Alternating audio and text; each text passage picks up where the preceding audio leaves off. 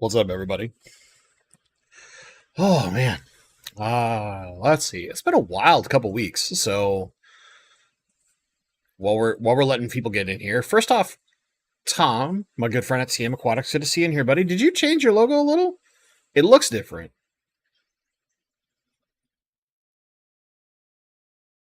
I think you did. It looks new. I like it though. Um, and then Leo, man, I hope you had a good time up here in Washington. He was up here for an event. Went out to the co-op. He was like messaging me furiously, asking about traffic because we have this thing in Seattle area called Seafair, which is where they do hydroplane races, and it's a big common festival in Seattle. Has been around for a long, long time. Needless to say, it causes traffic to be absolutely horrid. So he was like messaging me for advice and all that kind of stuff. But we need to backtrack. So to play some catch up, I didn't stream last week. Monday through like Wednesday, I think I had some form of stomach flu or something. I felt tired, kind of exhausted constantly, and my stomach was just not doing good. So I think I had some kind of stomach flu. It's certainly not to like I've had salmonella before. It certainly was not that, because that took significantly longer and was way worse than I felt last week. Feeling a lot better. But let's go back the week before, because normally I would cover this kind of stuff in my live stream, just give everybody a catch up on what's going on in my crazy life. So 2 weeks ago, Monday, I'm on the phone with a recruiter after doing a prep call, basically, for an upcoming interview. And the recruiter asked me how I make their company like my highest priority. It's kind of interesting question. I was honest. I said it was like I kind of need to get into the crunch, and the first interview should help me understand the tech, because this is a startup company. So I do that interview, which is with their lead developer, really cool guy, and they get back to me, like me, want to bring me in for my final interview, which would be with their company CEO. Now, at the time of interviewing, like I said, this is a startup company. They're like 10 people. So needless to say, early, people were wearing a lot of hats, but they had got some funding, so they were increasing their staff to help build their tech out some more. And I'm talking to the recruiter, and they're like, "Yeah, so let me know what your availability is." I was like, "Well, I'm super available next week and potentially even Friday, depending on your CEO's time, but I understand like that might be a little short notice." So I ended up with an interview Friday, which was kind of wild. I'm not going to lie, like having the interviews that close together, and they weren't, it's not like they were super long or anything, but it was very interesting getting to interview with a company's CEO and getting to talk more philosophy. Their CEO is this like super creative person, used to work for DreamWorks for a while, not necessarily like an engineer, so not as heavy on the techie side, but still fairly tech savvy. So very interesting. Waiting over the weekend, get into the next week. That's when I start feeling not so hot, but get told like, hey, we're going to have some feedback for you very, very soon. Wednesday, I have a phone call back with a recruiter and get a job offer. Just pretty sweet, right? And during all this, I found out that they wanted to talk to me faster. They wanted to talk to me like Tuesday, but I would be their first employee in Washington State. So they had to make sure that the legal language in the job offer was legal by Washington State law. So their legal rep had to like make sure that there wasn't anything in the job offer that they can do in one state, but they can't do in Washington, as an example. So kind of funny. let them know that, like, hey, I have been interviewing for this other job. I'm past all the final interviews there. I'm just going to, as a courtesy, let them know that, like, if they want to make me a job offer, I need to see it within, 2 business days or whatever. And basically they just said, hey, as long as you can get back to us by Friday, that'd be great.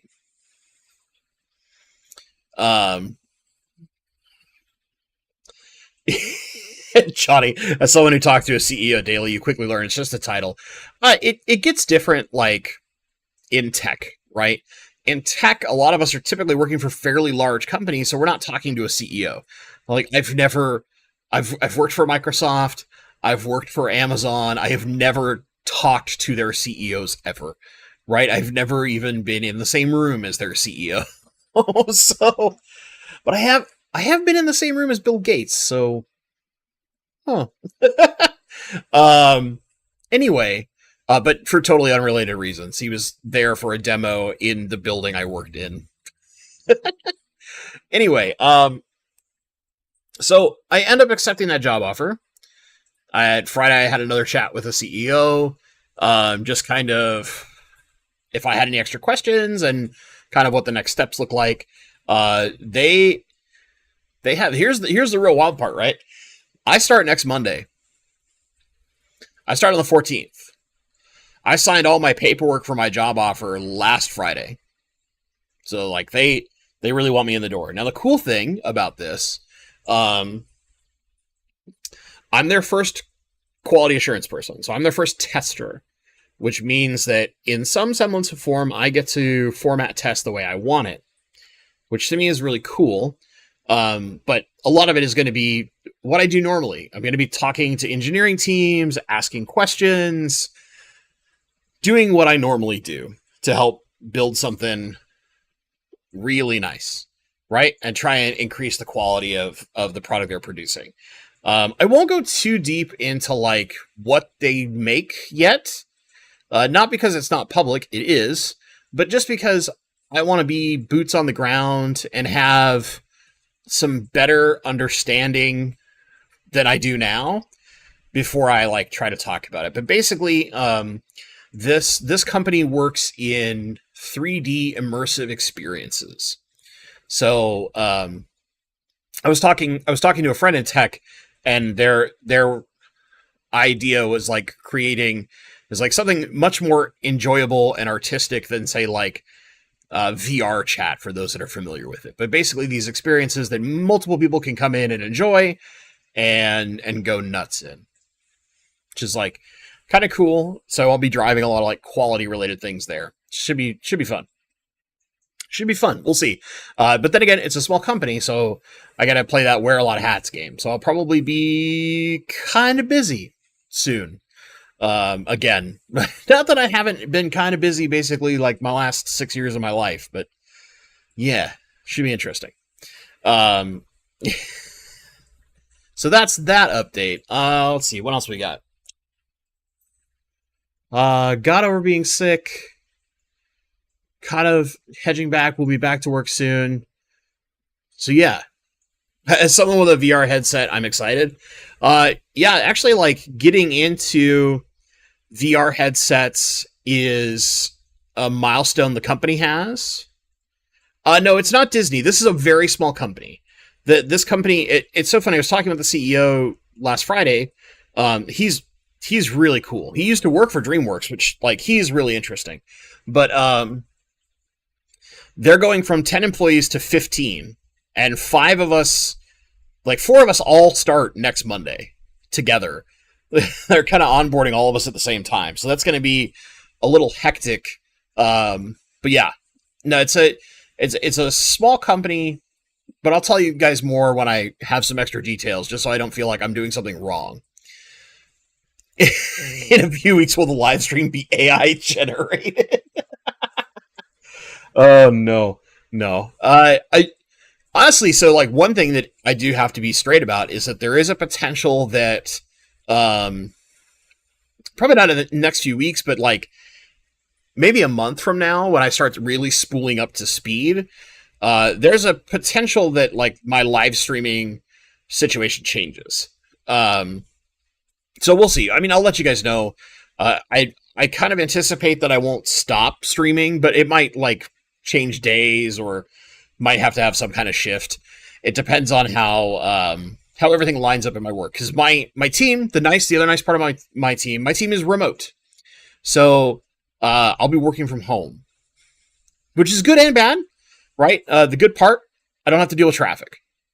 The bad part, because my team includes people in New Zealand, the UK, and Japan, I might be working like some really funky hours, right? So that's part of what I have to get used to and understand, like what the cadence is internal to the company. And then once I understand that, then I'll know whether or not that's going to affect the streaming schedule. So just be aware. Something might shift somewhere, but I'll give you guys plenty of heads up when I know more. If I have to change, if I don't have to change, we don't have to worry about it, right? Easy peasy. But yeah. So other than that, what else can we say? Let's talk Keystone Clash for a little bit. I've had enough time. So yeah, the too long didn't read for people that come in a little later. I'm no longer unemployed. I now have a job again. But my job might get really crazy because I'm literally the only person in my field that works for the entire company. Which is cool because if the company keeps growing, that means that I get to very directly influence the hiring decisions, so I can bring on some people that I know that are freaking amazing. And that's actually one of the things that I'm most excited about, is the opportunity to potentially kind of build my dream team, if you will. Which, yeah, that would be super sweet if I could do that. Anyway, so Keystone Clash. That's next month, September. Little over a month away. I'm doing 2 different talks. The first talk is about plants. Seems like it's obvious, right? Bentley talks about plants, but basically, it's a cut down version of my longer talks with a little more focus on balancing light and nutrients. And carbon. I kind of want to split that into a third one. So kind of like the triangle of power, if you will, the triforce of balance in an aquarium and how you achieve that. So I think it'll be interesting because it's a little more focused on what I think is the hardest part of long-term success in an aquarium, which is, finding that balance and understanding that, like, over time you're going to constantly be tinkering with this thing, right? So I think that presentation will be very fun. It's literally called Finding Balance. And then presentation number 2, I was asked to speak on rainbow fish, which I love rainbow fish, but I find it a little hilarious because there are certainly more scientifically minded people who are going to be there, or people with more industry experience like Dan. But no, they pick the random dum-dum on the internet to talk about rainbows. So I'm going to have a little fun with that talk. I'm actually trying to build out almost both of those talks this week while I still have some free time to get them as done as possible ahead of time. And that talk is entitled Beautiful Idiots, My Journey in Rainbow Fish, because that's honestly how I feel about rainbows. They're giant idiots, but man, they're so pretty. But kind of talking about, like, how I went from somebody who didn't even know what a rainbow fish was to falling in love with this silly fish, and the key lessons I learned along the way in order to find the knowledge that is behind the passion nowadays, right? Just talk about fish that are literally rainbow colored. Why, thank you, Mr. Fishery. I do like the name change, by the way, Alex. Now that because I haven't talked to you in a little bit, I like the name change to Fishery. I know there's the need to keep the secret history portion, but I feel like you've found, like, the perfect oneer this time. So that's those, and then I'm also going to be a part of a panel chat I'm not sure. I'm really not sure how that's going to be organized.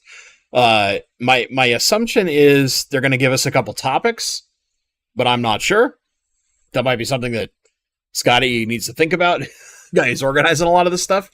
But I'll be there with Kelly Foreman, the actual like scientific brain, as opposed to me, which I don't get. Paul, I see you, Paul, and Dan from Dan's Fish, who's also got tons of experience with rainbows, especially with some of his connections in the industry and the number of really cool rainbow fish that he brings in to be, how to put this, to be more accessible to folks like us. These rainbows that like otherwise you would have to like you just have to know a guy, and now you just have to know Dan.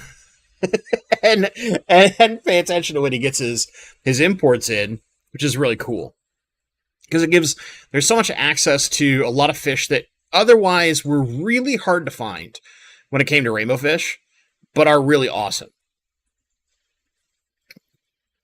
Oh, rainbows are absolutely dum-dums, M&C Aquatics. Absolutely. They are possibly the biggest dum-dums, but they're so pretty. They're just so pretty. And that's why it's going to be beautiful idiots. I had to have a little fun with it. So I'm going to try and take some stage notes, if you will, from the great Mr. Biggs, the Mad Aquarist. Because when I watched his presentation at Fishtoberfest, I was laughing constantly, and I kind of want to have a similar feeling. Not necessarily his style. His style is his, and that's going to be his thing, but more like that strong mix of humor with education, right? And big storytelling driving the humor and the lessons. And that's kind of the big goal, as opposed to being like purely informational. I want the Rainbow Fish talk to be a little more fun, kind of like my talk at Fishtoberfest when I talked about the fish that farts, the dojo loaches. So yeah, I'm gonna try and have a little bit more entertainment value, if you will, because if you're gonna get a dum-dum off the internet to do a talk about rainbow fish when you have legitimate scientists there, we better make it fun. Because otherwise, if I start talking science, I'm sure I'll get corrected constantly from the crowd. Oh, man. Oh, it's interesting. From Leo, my Skull Creek didn't get the memo. They are smart and they stay away from the puffers and just follow them to get the leftover frozen food. Oh, they'll figure out the smart way to get food, but otherwise they do plenty of dumb stuff. It's just what rainbows do.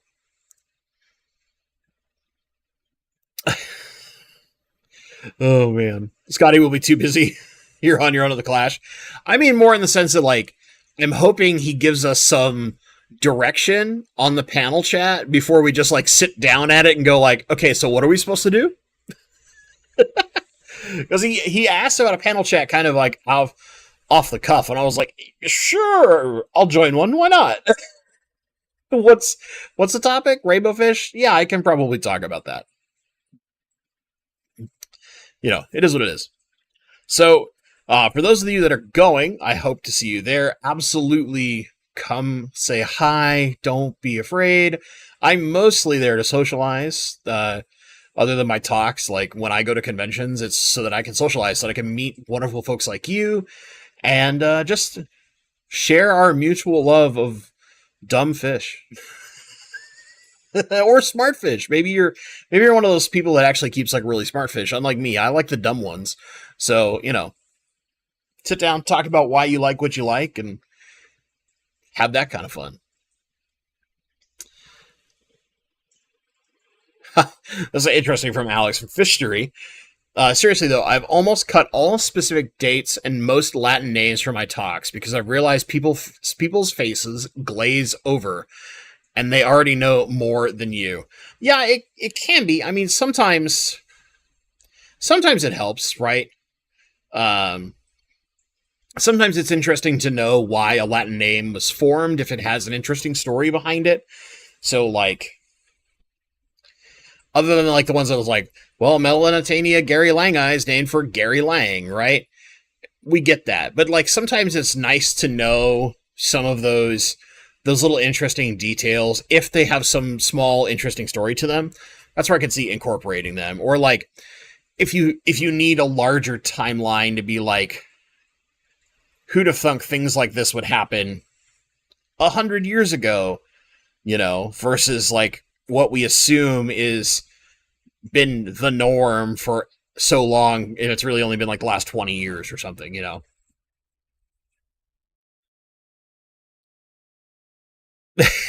I would lose my mind if the wife walked in and handed Bentley a gallon of distilled water. Well, it'd probably need more than a gallon. Yes, I'm fully aware that my tank is really low. Being sick knocked out some of the things I intended to do. Also, like, there's almost nothing in that tank anymore, so yeah. I need to get the Pleco out. You can see him right there. There. I need to get him out and move him. It might be a her. I haven't really seen bristles yet, so it might be a her. But yeah. I gotta move that one. So anyway, if you're going to the Clash, please, please, please come say hi. Unfortunately, I think because of stuff with my my whole like losing my job for a while, and then Shantoto surgery, I also had a fridge die Monday. So my refrigerator died. There's an extra bill I didn't want, but that's not as bad as the dog surgery, so whatever. So I probably won't have some crazy swag this year. I'm trying to see if I can fit it in, but my budget is like crazy tight.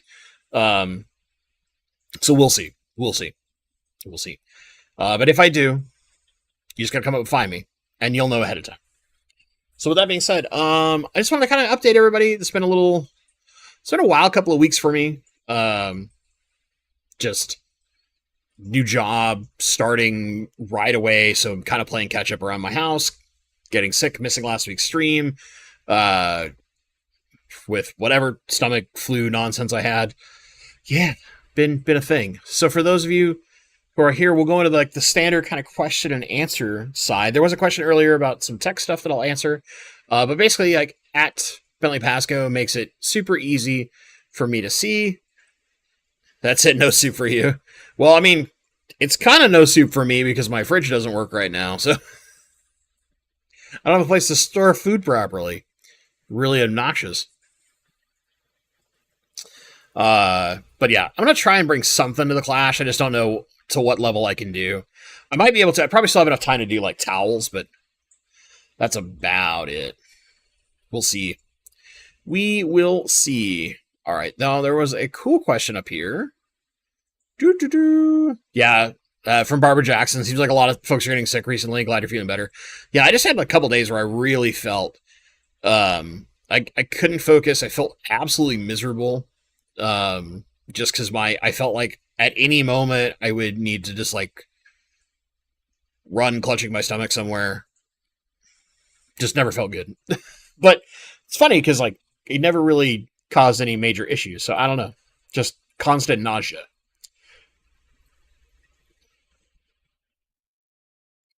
Where was that question? It was about tech in Vegas. I need to find the question. Brian P. Apparently, as a guy who likes tech and the state of art stuff, what do you think of the Sphere in Texas? Or in Texas, Vegas, jeez. I need to remind myself.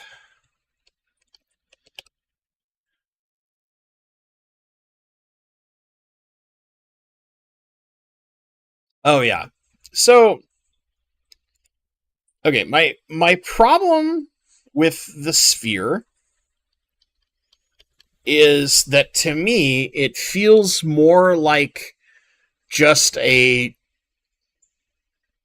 large LED display as opposed to something that would be more technically interesting. Creating this like big orb display it's kind of like a reverse IMAX, right, where it's on the outside, and it's interesting, but I guess I would need to see it in person to see what they really plan to do with it. But from what little I've read on it, other than having like a quick glance at it, it just kind of feels like it's just a different LED display, man. We've been doing curved monitors for years, so just kind of doing a bigger orb version. It's like, I'm more interested in like. Let me give you an example. So when I used to work, I worked for Oculus for a little while, and one of the things that I enjoyed the most when I was at Oculus is whenever I needed to test 360 video. Because like 360 video when you're on your cell phone and you have to do this with your phone, not really as cool. But 360 video when you have a headset on and you're much more immersed into it, and you get these experiences where you can turn and twist, and especially if we get to something more immersive where like you could walk around in these things. And here's my thought, right? What if we could build a 3D immersive experience that is Gary Lang's fish room? And so you could walk around his fish room virtually. And if you do enough video, you can make this work to where it's like you're standing in the fish room, and as you walk up and focus on a tank, you can have Gary's voice chime in and tell you about that tank and about the fish in it and what makes them special. And you can do that for every tank in the fish room as if you were there getting a tour from Gary, right? How cool would that be? Or, since my friend Simone Barkeep is in chat, what's up, buddy? My one of my other hobbies, somebody that I've hung out with recently. What if you could sit in an experience if you're like a person who has a beverage of choice, and sit down with like the distillers who make these things, or in a bar with a basically virtual bartender that explains the history and variations of a drink and teaches you how to make it in like this more 3D immersive experience where you can interact with things and virtually create it, so that when you go to make it yourself at home afterward, you kind of know a little bit of muscle memory behind it. Right? These are the kind of things that like more interest me from a virtual experience kind of things, more so than like the Sphere in Vegas. But yeah, it might be why I've joined a company that's doing 3D immersive experiences, because those are the things that I think are cool about tech that we can make more adoptable than like say what a certain meta company would want you to do in 3D immersive experiences called the metaverse. Not a fan of that stuff, but yeah. All right. Ooh, fish questions. Let's go. Leo, what percentage do you keep your co-op light at? So that's going to go on the island tank that the wife and I are aquascaping. I'll get most of the stuff probably ready for it. I don't think we're going to scape it this weekend, but we might scape it at some point next weekend. I'm trying to get, I have a short period of time to get a bunch of stuff done. And, because they want me to start so soon, which is great, right? I like starting soon. I want to get back to work. But that means that like some of my free time has gone away. And also, I don't know for those of you who are video game players, but Baldur's Gate 3 will eat your like every ounce of your free time if you let it. Started playing it over the weekend, and I realized like, oh, there's been several times where I've just been like, I felt like I'd only 30 minutes have gone by, and it's 5 hours later. Like, oh no. Oh no. I imagine though, based on some early tests, I will probably only need it at like 60% for maybe even 50 for lower light plants. 60 would probably give me like my medium. And I might have to be lower than that. I'll know relatively soon into when that tank's running. When I did most of my testing on just like my short demos that I did on the Running River tank, it was at 100%. And that's probably too bright for a newer tank, but not necessarily a well-matured tank like that particular tank was. Just as an FYI. Shamu Aquariums, how is the 6-foot tank with the rainbows and rose lines doing? So my retirement tank, it's doing okay. I need to like figure out how I'm going to refurbish the plants in there, because basically whatever plants I put in can't go to other aquariums. So I probably want something that's low maintenance, doesn't require me to do too much, just to kind of like give it a little more vibrance in there. But all the fish are doing great. They eat really healthily. The rose lines especially are doing really, really well. I did lose one of my Kamakas recently. So I think I'm down to 3. So I have 3 or 4. I can't remember off the top of my head. But all the bigger rainbows that are in there are all doing fine. The rose lines are doing great.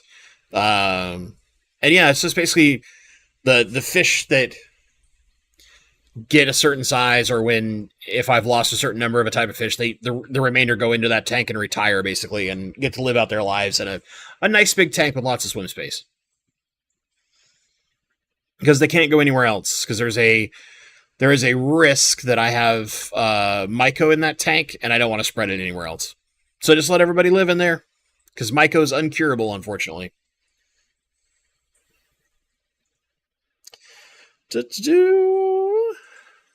Nabokov fan, it's a bit of a mix wash in the fish room for me. Everything seems ridiculously stagnant. 95% of my moss is gone due to the heat of the summer, and it's not really hot yet. I'm working on getting everything back to form and adding a bit more complex plants to the tank, as opposed to just simple plants, simple celled plants. Man, I can read. Any ideas apart from lean dosing and /time hope for plants? I mean, one of the ways that you can combat some of the problems that occur when you're getting hotter is more frequent water change. I know that's not necessarily easy, but it does help combat some of the stuff. The biggest problem I run into is that most of my water out of the tap here comes out when I'm full cold at like 76 degrees right now. So the tanks that I'm trying to keep more like 74, I mean, naturally they're hotter just because there's more sunlight. That room's naturally hotter. But when I would normally water change the cooler water, I just can't, because my coolest water is 76 degrees. So a lot of what I try to do, honestly, is I just try to maintain when I know there's going to be like a month that's going to just a month or two period. The July, August period, basically each year is going to be hot. It's going to mess with a lot of things. There's any ambient sunlight coming in, there's just going to be excesses constantly. It's mostly just trying to keep the algae under control and keep the plants happy enough to when things cool off and I can go back to my more controlled and normal, that I don't have to worry about it so much. I know it's not necessarily the best answer, but that's kind of what I do. And the one thing you can look at is more aggressive growing plants help combat a lot of those problems, but then you have to trim them constantly. So like things like your Rotala rotundifolias and Pogostemon octopus, almost any stem, honestly. But then again, because it's that season, they're going to grow like crazy and make it a little more of a pain. So it's kind of, you have to pick your poison, right? Tanky question is a 75-gallon. Hold on. Chad jumped. Has a CO2 and a spray bar over the diffuser. I like it. Push it across the tank. Plants are growing, but slow from what feels like they should be. Yeah, you're probably just dealing... I mean, I bet a lot of it is just the excess heat. And/or they're chewing through the nutrients because they're getting light for so much longer. Right? That, assuming you have ambient light coming in. If you have no ambient light, then it's purely heat related. And even that can be like... that can mess with plants, because certain plants, they start getting over 76 degrees and they kind of go into like a stasis mode where they just kind of hold themselves in place, as opposed to like that optimal high growth rate. And then others, when they get that warm, they grow like crazy. So it kind of just depends. Mosses especially tend to not like it super hot when they're fully submerged. If they're immersed to where they're usually like, think of like a paludarium where they're constantly being like sprayed with water as opposed to under the water, that's when they can flourish. At least from what I've seen. Put it that way.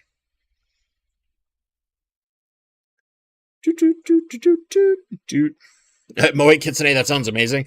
Yeah, so those are the kind of things, like, I know that was in reference to me talking about like the private tour with Gary Lang, if you use the technology correctly. Those are the kind of things where like wearable devices. So like when I worked for HoloLens for Microsoft, you know, they're they're piloting devices that eventually will get down to the size of a pair of eyeglasses like this.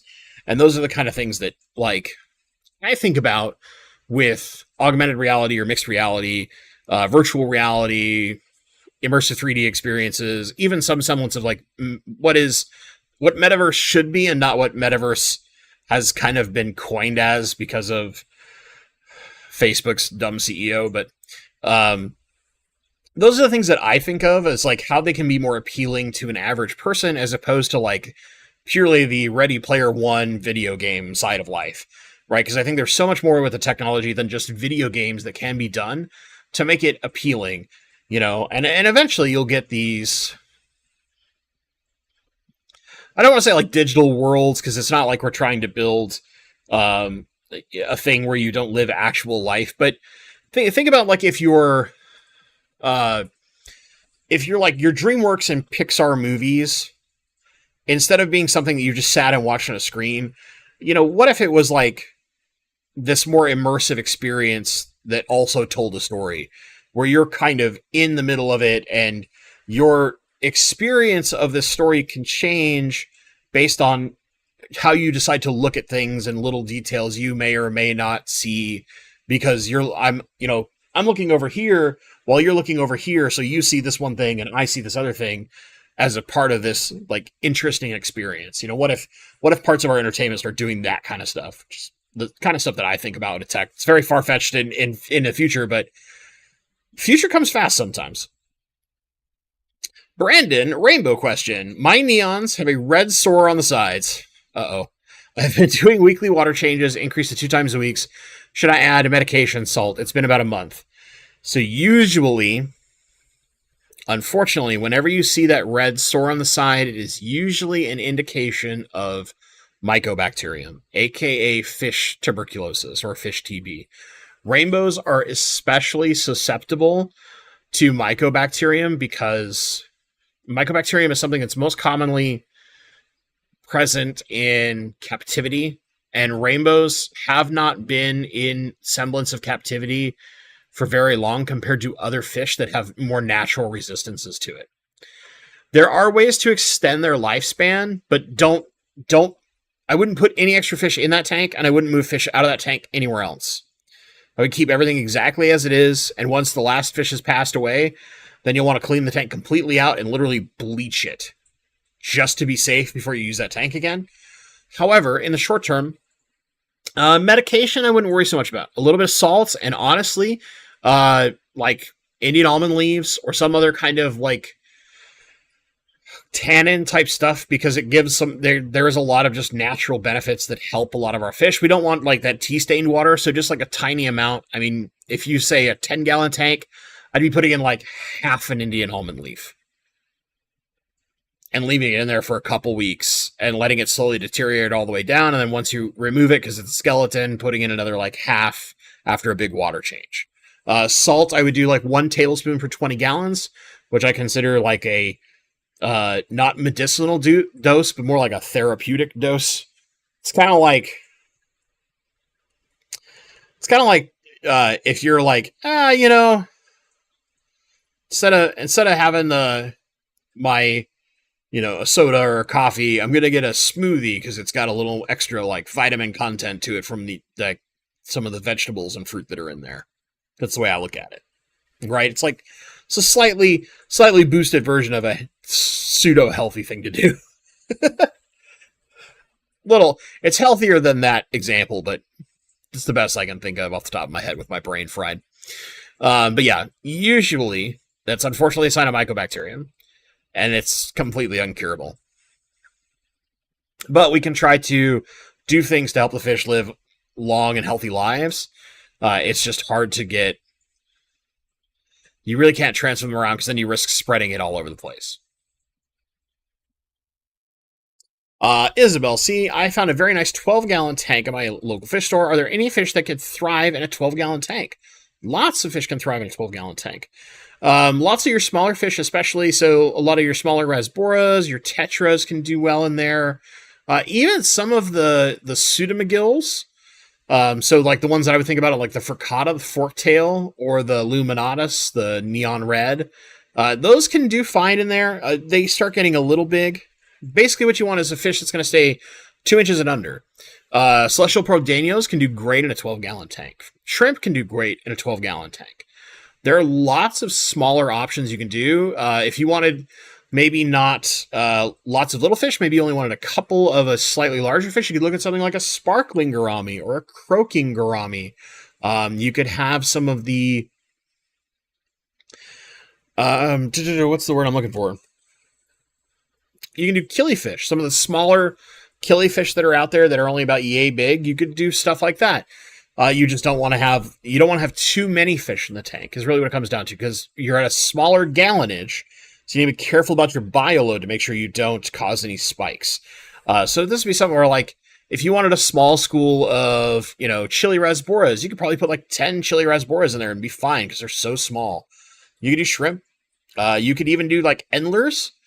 Just you run some risk if they start breeding of really overloading the tank. So either have a place to take excess endlers to, or keep it all male. All male endler tanks can actually be super pretty. I've seen a 12-gallon long that was all male endlers. It was gorgeous. Absolutely gorgeous. It was like nicely aquascape with lava rock and a bunch of boosts everywhere and a lot of endlers darting about. And he had like a really crazy water change schedule. He's changing water like every 2 days and doing like, I think it was like 35%, something like that, roughly, of his water is basically like 3-4 gallons of water coming out of that tank. And every other day. And he had like 25 fish in there. It looked incredible. It's an incredible little tank. So yeah, absolutely. Tons of options in a 12-gallon. Where it starts getting weird is when you start getting those like 5 gallons and less. That's when your options like really shrink fast. Paul Saltero, the AGA will be in Raleigh next April. Exact dates and hotel info coming soon. I'm really not that big on AGA. I'm going to be honest. My experience with AGA when my own club hosted AGA was very... Trying to think about the way to put this. Closed off. It felt like the convention was designed because they only wanted to sell so many tickets, so they wanted a venue that could only handle so many people. They didn't want larger venues, and they were really set on all these like demo type events that basically capped at like 25 people. So it was basically felt like kind of an old boys club in the sense of it's like, oh, are you just like one of these people that goes to every AGA convention and you're this like small group of friends in the AGA that go to all these events and like to hang out together? Great, then you're probably having a wonderful experience. But for a lot of us that like didn't go to all these aquascaping things and these demos that cost extra money, there was nothing to do other than sit and talk. Now, thankfully, we fish nerds love to talk, but there weren't really a lot of like really good talks going on while these things were happening. So there's tons of downtime. And the fact that it was specifically limited on the number of people, they were trying to, like, no more than 250 tickets sold. I remember this really distinctly because Corey was pushing for way more than that. I was pushing for more than that because I knew it could be done. They're like, no more than that. And AGA themselves like said that it was the venue that we picked. I was like, no. You guys put these things in there before we even selected a venue. So, but I don't know. I'm not big on AGA. Like, I'm a giant plant person, and I have no interest in joining the AGA. I have almost no interest in going to their conventions. I mean, Alex Fishery maybe has a better experience because he went to a more recent one, the one that was in Chicago, but it happens also at, like, a similar time to, like, Fishtoberfest, or at least it previously was doing so, and that just doesn't interest me. I'd rather go to Fishtoberfest. If I want something small and more nerdy, I'm going to go to Fishtoberfest. But I guess, yeah, it's in April that year, so maybe it's a little better, but the question is, like, what else is happening in April? I wouldn't mind going to Raleigh, though. North Carolina's pretty dope. Weather's a lot like the Seattle area, in some semblance, shape, and form. In April, it should be. If we start getting into that summer months, it won't be. It'll be nothing like Seattle. It'll be too hot and muggy, but I don't know. I'm kind of soured on AGA. So my experience was not great. Nabokov fan. Metaphysical exercise. Let's say you walk into your room and all the tanks are set up with decor and filtration, but no plants or fish. You have $500 to stock, and you need it to turn into $1,000. So we're talking purely plants for profit, basically. Or no. Yeah, plants and fish. With only $500? Oh. Note, the LFS does not want live bears, but you can sell them online. Interesting. Yeah, because, I mean, live bears are the easy answer in the sense of breeding, because they typically are not... They do... You don't have to do a lot of extra work. So, let us assume we have all these tanks set up. So I have a fry system. I'm not doing rainbow fish. They take too long. Honestly, one of the best bread and butter fish you can buy as far as breeding and selling, any of the common apistos, so like Agassizii, Cockatoides, just because they're colorful and they're really, really well loved, and they do have fairly large clutches, and good angelfish. You don't necessarily have to like look at Scalari, but you also don't have to have super fancy angelfish.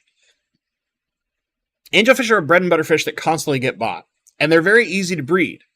Once you get a pair, they do a lot of work for you, right? So angelfish, while they might not make a ton of money per fish, they're something that fish stores constantly sell. Angels have been a staple of this hobby for so long.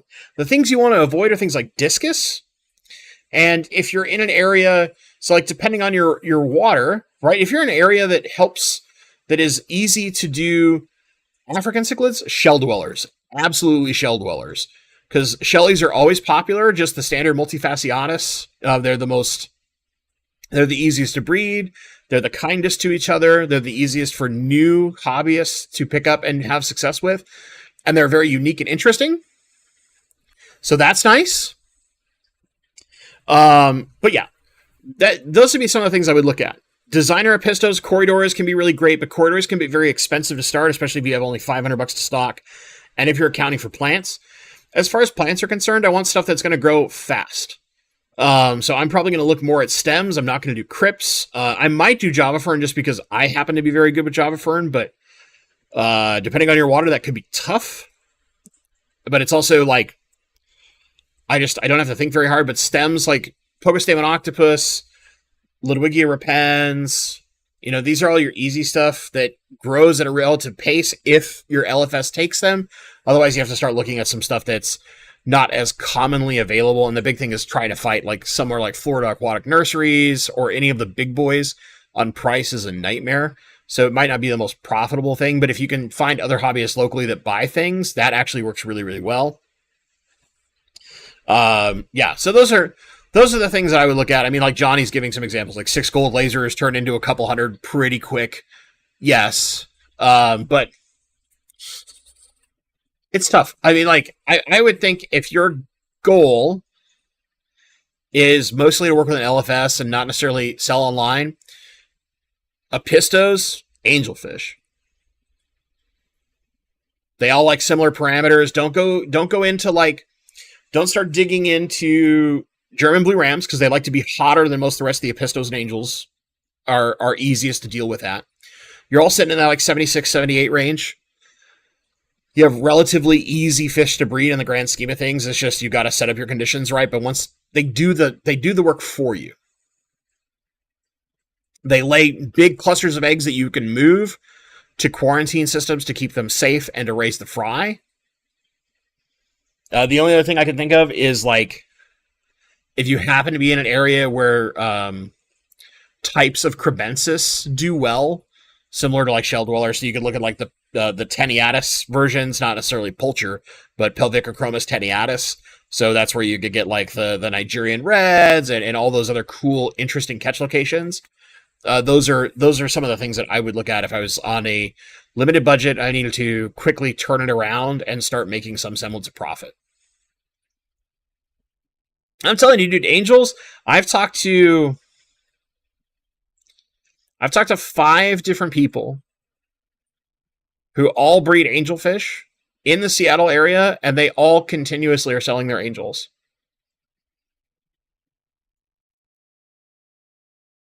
Constantly. Constant turnover.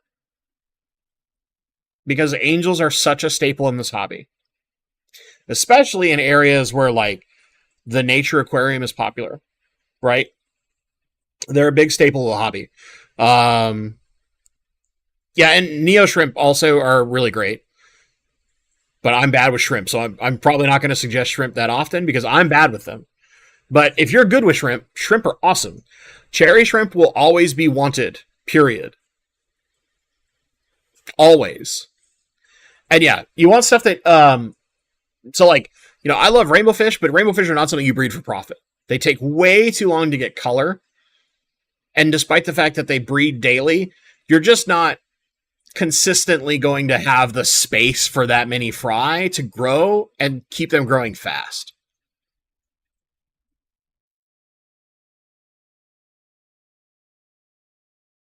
But yeah, my advice. And if you're going to do Corridoras, stick with the most popular. Stir-by, Panda. Early on. Until you've like really mastered Cory breeding, then you can look at like the cooler stuff like the lasers and some of the things that are a little more popular, a little more sleek. But you don't start going like real crazy. The super crazy expensive stuff, those aren't the things that LFS sells as a bread and butter fish. What you really want to pay attention to, especially if you're working with an LFS, is the things that LFS sells really well, that you know you can breed, and that will have a desire as being locally bred. That's my advice. But what do I know? I'm not a fish breeder. I'm just some dum-dum on the internet. Ooh, Kingfisher's catch. I like this. I like this question. What do you see as a strength of this hobby, and what do you see as a threat? The strength of this hobby is the community. For the most part, the fish community is extremely passionate and welcoming. There are plenty of other hobbies where the community is very passionate about it, but they're not as welcoming. You don't get people who like specialize in one thing talking to someone else that specializes in another thing and both being like super happy to just talk to each other about what they love and why. It doesn't happen in other communities as much. In fish, it totally does. Like, I love giving John at KG Tropicals a little bit of S because, you know, he has his love of Oscars, right? And I don't. But at the same time, knowing someone who loves a type of fish that much makes me want to talk to them to understand why. Because then I want them to know why I love rainbow fish so much, or why I love loaches that fart so much and why I find them so hilarious, right? These things that are about why we're so passionate about our hobby and sharing them with others who are passionate about the same hobby for different reasons. I'll give you an example. Magic the Gathering, right? A game that I play and love. Extremely passionate fan base. But also, because it's inherently a game that is kind of competitive, you get a lot of people that are almost antagonistic into the way that they want to communicate with other people. So someone will ask you like, "Oh, what's your favorite format to play?" And you'll be like, "Oh, I like playing this." I'm like, "Oh, cool. What's your favorite deck?" Or like, or you'll get them like, "Oh, you like that format, huh?" And you know, there's like one of two things that comes ahead, like, oh, they like this format. They've got too much money, or they're too competitive, or they're too casual at the game. We're like, you don't have that with fish, other than like, I guess if you were like, yeah, I like keeping stingrays, and we're like, that must be nice to have the kind of money to afford that. But then deep down, you're like, okay, cool. So how'd you get into stingrays? Like, where'd you start? What led you down the path where you're like, I'm a stingray specialist? Versus being like the person who's like, I don't know, I got like 3 of this kind of Cory and 2 of that Cory and this one random fish and there's a goldfish in there somewhere, right? You know, the fish hobby is just like, whether you're completely new or you've been around for 20 years, we just like talking about fish. And that, I think, is the best part about the fish hobby. Now, what's the biggest threat to it? That's a great question. I honestly think the biggest potential threat is the jeez. Rob. Rob, you're killing me. The biggest potential threat is people like Rob. That's Rob from the Aquarium Guys podcast, just like you know. But just to let you know, just like you know, wow, my brain out the window. But more, what's actually like kind of more of a threat is there is some bad information that's out there, and like I'm even guilty of some of it, right? Where it's like you can say things in a way that is easy to interpret as this is the only way to do things, and then people do it that way, and if they don't find success, they leave the hobby. And I think the one thing that is hardest in the fish community is because we are dealing with a bit of nature in a tiny space, figuring out the problems that new hobbyists are encountering so that they can overcome them and have success and go on to be long-term hobbyists like us here in chat is very difficult. It's not as simple as like, oh, well, your hobby is collecting. We'll go with one of my other hobbies, right? You guys know that I love bourbon, right? You would think if you looked at like the stuff I own that I was like some kind of raging alcoholic, but I drink so little because I just like trying things and kind of collecting them a little bit. It's really easy for somebody to be like, I don't know how you have like all these hard to find things. And it's easy to teach a person, well, like you can't just like walk in and expect it. You have to slowly work on a relationship with the people. You find friends, and just eventually you start finding these things, and you get places, especially if you frequent like one store all the time. The people that run the store get to know you. They get to know what you like. And especially if you're working with them and they're used to you and they're like, hey, Bentley, welcome in. What can we do for you today? And I'm like, oh, I'm just here to get my normal shelf thing. Be like, okay. Then you're like, hey, I know this thing's coming out. Do you guys know if you're going to get one? I really, really want to get my hands on one. Eventually you start getting those people doing favors. You build relationships. It's not like that in fish. It's not like I can be like, hey, Bentley, how do you stop dealing with ick in an aquarium? Well, you just got to build a relationship. That doesn't work, right? It's complex knowledge of life, biology. And sometimes it's so difficult to cross over that hump of those early problems for some people that they just don't stay as long-term hobbyists. And I think that's the biggest threat to the hobby, is that we'll just see not enough young people coming into the hobby to keep it alive and growing. I think YouTube helps fix that. But yeah. I hope that helps. Hell, limited edition bourbon is shady as hell. Some of it is. Some of it's not. Some of that's probably a different conversation. But like, my friend Samoan Barkeep, who was here earlier, we've had plenty of conversation about that. And it's just sometimes you just build the right relationship in the right place. But it's more about like, I think that's, for me at least, that's a good one. Like Leo said, sometimes it's about when you do find that thing, is going to share with the friends you've made so that everybody gets to try it.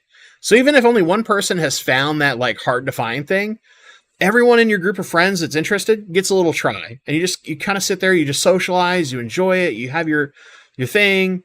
You definitely don't drink to excess. Don't do that. It's bad for you. But I think that's the part that makes it really good. And fish can be similar, but except for fish can be one of those things where it's like, we don't necessarily share it constantly, right? But sometimes you do. Sometimes you get a fish and you breed it, and your friend's like, I really want some of that fish. And you're like, cool. I'll get you some. Hook me up with some plant clippings, or like, you've got this other fish I want. Let's trade. Right? Things like that. It's beauty. Johnny, we need to talk. You can't say those things on a stream, Johnny. We need to talk. Let's start an aquarium safe bourbon. This guy. Oh, man. Oh, Rob, you're so silly. Okay, we're getting close to time. I want to find one more fast question. There was another cool one in there.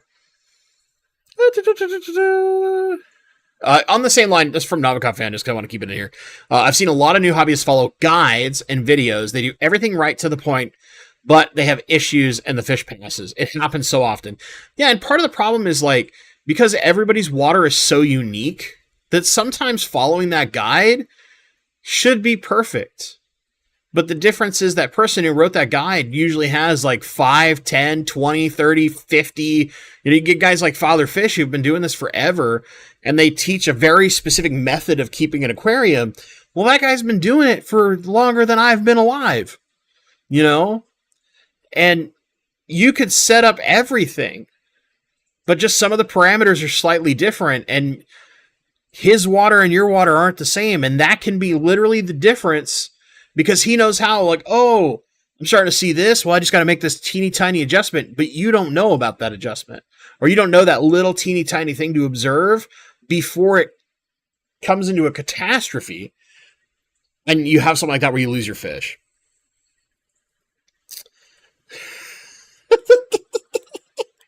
Oh, you're killing me, Rob. We're gonna have to talk here soon, buddy. It's been a bit. Okay, there's a quick question from Sid Miller. Have you ever had Aspidoras? I personally haven't kept any Aspidoras, but I do find them very interesting. They're very cool fish.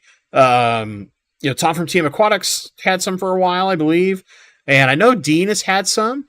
But yeah, as somebody who keeps a lot of rainbows, I kind of just keep sticking to rainbows because I'm an idiot and I love them.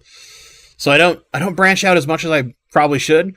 When I get to a point where I have a lot of spare aquariums, the miracle time, if I win that lotto tonight, then I'll probably start playing with more of those fish. But right now, it's I'm so focused because I only have so much room in my tanks, and I just want to keep things right and not experiment too much because, keep myself kind of busy, and I need to not drive myself too crazy. Fast question: when should you taste tank water? I mean, never? When your fish splash them at you? If you're trying to check whether or not it's properly seasoned when you're adding salt? I mean, me personally, I don't necessarily want to taste my tank water. But I had a cat that loved tank water, so something's got to be going on in there. But I also don't like eating fish, so fishy water, maybe not. Maybe not, Rob. Danikun Aquatics, hi. How's it going? Bob Purcell, is rainbow water or angel water the better tasting? Do crypts add flavor? You know what probably does add flavor? Things like Bacopa and Limnophila aromatica, the really aromatic herbaceous stuff. I bet that actually has some semblance of difference to the way your tank water would taste. I'm not going to experiment on this. I'll leave that for Rob to figure out, but yeah. Jose Corona. Got 4 Dalmatian mollies till some fish came that I ordered. Now I have about 50 Dalmatians. Answer when you're making aquarium bourbon. Yeah, but see, if your water has too much stuff in it, you're trying to make bourbon, the bourbon actually comes out basically rotten. You need it to have almost nothing in it. That's why Kentucky does it so well, because the limestone water is actually surprisingly pure outside of the limestone mineral content.